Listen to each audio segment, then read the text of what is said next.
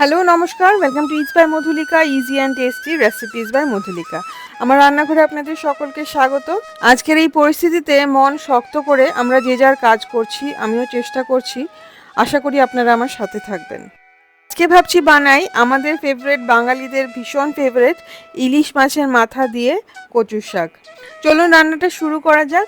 কচুর শাক কিন্তু মাঠে ঘাটে হয়ে থাকে এবং সেই জন্য বাড়িতে এনে খুব ভালো করে ধুয়ে নেওয়াটা জরুরি। এটা কিন্তু আসলে কচুর ডাঁটা, শাক নয়, পাতা নয়, কিন্তু আমরা এটাকে শাক বলে থাকি কী কারণে সেটা আমি জানি না। জানলে কিন্তু আপনারা অবশ্যই জানাবেন। ভালো করে ধুয়ে খোসাটা ছাড়িয়ে নিয়ে এইভাবে টুকরো টুকরো করে কেটে নেব। এখানে 1 কেজি কচুর শাক আছে, পুরোটাই কেটে নেওয়া হয়েছে। দেখতে এতখানি হলেও কিন্তু রান্নার পরে মোটামুটি 1/4 হয়ে যাবে। একটা কড়াইয়ের মধ্যে নিয়ে নেব কচুর শাক। একসাথে অতটা কচুর শাক কিন্তু ধরবে না, যতটা ধরবে ততটাই দিয়ে দেব। ঢেকে একদম কম ফ্লেমে রান্না করতে থাকবো। 5 থেকে 6 মিনিট পরেই নরম হয়ে কচুর শাকটা অনেকটাই কমে আসবে, তখন বাকিটা দিয়ে দিতে হবে। এইভাবে পুরো শাকটাই কিন্তু সিদ্ধ হয়ে যাবে। এর মধ্যে দেখবেন অনেকটা জল বেরিয়েছে। আলাদা করে কিন্তু কচুর শাকে আর জল দিতে হবে না সিদ্ধ করার সময়। আমার মা বলে কচুর শাক সিদ্ধ করার সময় জল দিলে নাকি গলা চুলকায়। এইবারে শাকটাকে একটা ছাঁকনির মধ্যে নিয়ে নেব, তারপরে চেপে চেপে যতটা সম্ভব জল বার করে দেব। শাকটা কিন্তু অলরেডি ছেঁকেই নিয়েছি, এরপরেও এইভাবে চেপে চেপে যতটা পসিবল জল বার করে দিতে হবে। দেখুন কতটা জল বেরিয়েছে। জলটা ফেলে দিয়ে শাকটা বাটি করে রেখে দিচ্ছি। এইবারে নিয়ে নিচ্ছি ইলিশ মাছের মাথা। আমি 2টো ইলিশ মাছের মাথা নিয়েছি, অর্ধেক করে কাটা। 1/2 চা চামচ নুন আর 1 চা চামচ হলুদ গুঁড়ো দিয়ে মাছটায় খুব ভালো করে মাখিয়ে নেব। নুন হলুদ মাখানো মাছটা ম্যারিনেট করে রেখে দেবো 15 মিনিট মতো। ছোলা নিয়ে নিতে হবে। আমি এখানে 1/4 কাপ ছোলা ভিজিয়ে রেখেছিলাম 2 ঘন্টা মতো। আলাদা করে সিদ্ধ করতে কিন্তু হবে না, ওটা তরকারির সাথেই সিদ্ধ হয়ে যাবে। একটা ছোট পেঁয়াজের অর্ধেকটা এইভাবে কুচিয়ে নেব, যতটা ফাইন করে কুচানো সম্ভব। এবার একটা কড়াইতে 1/4 কাপ সর্ষের তেল গরম করে নেব। আগে ইলিশ মাছের মাথাগুলো ভাজতে হবে, একদম গোল্ডেন ব্রাউন সোনালি করে ভেজে নিতে হবে মাছের মাথাগুলো।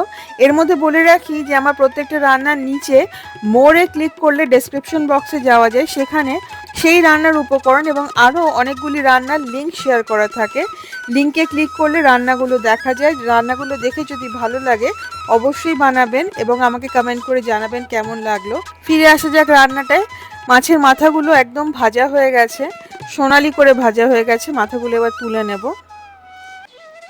এইবারে বাকি যে তেলটা আছে তাতে ফোড়ন দেব তেজপাতা আর শুকনো লঙ্কা। 2টো তেজপাতা এবং 2টো শুকনো লঙ্কা আমি দিচ্ছি এখানে। ভাজতে হবে যতক্ষণ না খুব সুন্দর একটা গন্ধ বেরোচ্ছে। এরপরে দিয়ে দেবো পেঁয়াজ কুচি। পেঁয়াজ কুচিটা ট্রান্সলুসেন্ট হওয়া অবধি, স্বচ্ছ হওয়া অবধি ভেজে নিতে হবে। লাল লাল করে ভাজার কিন্তু দরকার নেই, জাস্ট একটু নরম হবে ততক্ষণ ভাজলেই চলবে। তারপরে দিয়ে দেব সিদ্ধ করে জল ঝরিয়ে রাখা কচুর শাকটা। দেখুন অলরেডি অনেকটা কমে গেছে কিন্তু। নুন দিয়ে দেবো স্বাদ মতো। আমি এখানে 1 চা চামচ নুন দিয়েছি। হলুদ গুঁড়ো দিয়ে দেবো 1/2 চা চামচ। জিরে গুঁড়ো 1/4 চা চামচ, ধনে গুঁড়ো 1/4 চা চামচ আর শুকনো লঙ্কার গুঁড়ো 1/4 চা চামচ। শুকনো লঙ্কা কিন্তু না দিলেও চলে। এবং খেয়াল করে দেখছেন হয়তো যে মশলা আমি কিন্তু খুব কম দিয়েছি। কচু শাকে কিন্তু খুব বেশি পরিমাণে মশলা দিলে ভালো লাগে না, যতটা সম্ভব কম মশলা দিয়ে রান্না করলেই ভালো। অনেকে খালি নুন হলুদ দিয়েই রান্না করে, সেটাতেও কিন্তু খেতে খুব ভালো লাগে। আমি খুব সামান্য একটু ধনে জিরে দিলাম। মশলাগুলো কচু শাকের সাথে খুব ভালো করে মিশিয়ে নিয়ে উপর দিয়ে দিয়ে দেবো মাছের মাথাগুলো। তারপরে ঢেকে একদম সিম করে, মানে কম আঁচে রান্না করব 10 মিনিট অবধি, যতক্ষণ না কচুর শাকটা পুরো সিদ্ধ হয়ে যায়। কচু শাক সিদ্ধ হচ্ছে, তার জলের মধ্যে কিন্তু মশলাগুলো রান্না হয়ে যাচ্ছে। আলাদা করে মশলা কষানোর এই ক্ষেত্রে দরকার হয় না। মাছের মাথাগুলো ভেঙে শাকের মধ্যে এবার মিশিয়ে দেবো আস্তে আস্তে। এই সময় মাছের মাথাটা ভেঙে যে কানকোগুলো, যেগুলোতে কোনো মাছ বা তেল লেগে থাকে না, সেগুলো আমি অনেক সময় তুলে ফেলে দিই, তাতে কাটা কাটা ভাবটা অনেকটা কমে যায়।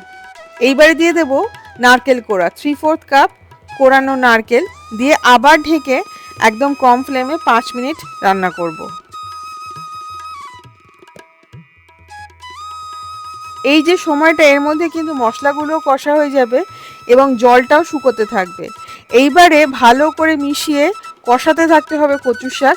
কচু শাক কিন্তু যত বেশি কষাবেন খেতে কিন্তু তত স্বাদ হবে। কচু শাক যদি জল জল হয় তাহলে কিন্তু গলাও চুলকবে আর খেতেও ভালো লাগবে না। হাই ফ্লেমে কষাতে থাকতে হবে। দেখুন একদম কষানো হয়ে গেছে, পুরো ভাজা ভাজা হয়ে এসেছে। এইবারে দিয়ে দেবো চিনি। আমি এখানে 2 চা চামচ চিনি দিচ্ছি। আমাদের বাড়িতে কচু শাকটা একটু মিষ্টি মিষ্টি হয়। আর দিয়ে দেবো কাঁচা পাকা লঙ্কা, দিয়ে কষাতে থাকতে হবে। লঙ্কাটা দেওয়ার পরে ভালো করে কষাতে হবে যাতে লঙ্কার গন্ধটা কচু শাকের মধ্যে চলে আসে। আমি কিন্তু নর্মালি কাঁচা লঙ্কাটা একদম শেষে দিই, কিন্তু এই ক্ষেত্রে লঙ্কাটা দিয়ে কষালে খুব সুন্দর একটা গন্ধ আসে। ভিজিয়ে রাখা ছোলাটা কিন্তু একদম সিদ্ধ হয়ে গেছে দেখুন। আরও 2-3 মিনিট কষিয়ে নিলেই কচুর শাক একদম রেডি টু সার্ভ। গরম ভাতের সাথে কচুর শাক খেতে সবথেকে বেশি ভালো লাগে। ঠিক এইভাবে এই রেসিপিটা ফলো করে কম মশলা দিয়ে কচুর শাক, ইলিশ মাছের মাথা দিয়ে কচুর শাক কিন্তু অবশ্যই রান্না করবেন এবং আমাকে কমেন্ট করে জানাবেন যে আপনাদের কেমন লাগলো। ভালো লাগলে রেসিপিটা প্লিজ শেয়ার করবেন অ্যাটলিস্ট 5 জনের সাথে যারা রান্না করতে ভালোবাসে। আমার চ্যানেল ইটস বাই মধুলিকা অবশ্যই সাবস্ক্রাইব করবেন। সাবস্ক্রাইব করার সময় বেল আইকনটি প্রেস করতে কিন্তু ভুলবেন না। আমি যখনই কোনো রেসিপি পোস্ট করব প্রথম নোটিফিকেশন আপনার কাছেই যাবে। খুব ভালো থাকবেন, ভালো ভালো রান্না করবেন। দেখা হবে খুব শিগগিরই একটি নতুন রেসিপির সাথে। Happy cooking, thank you.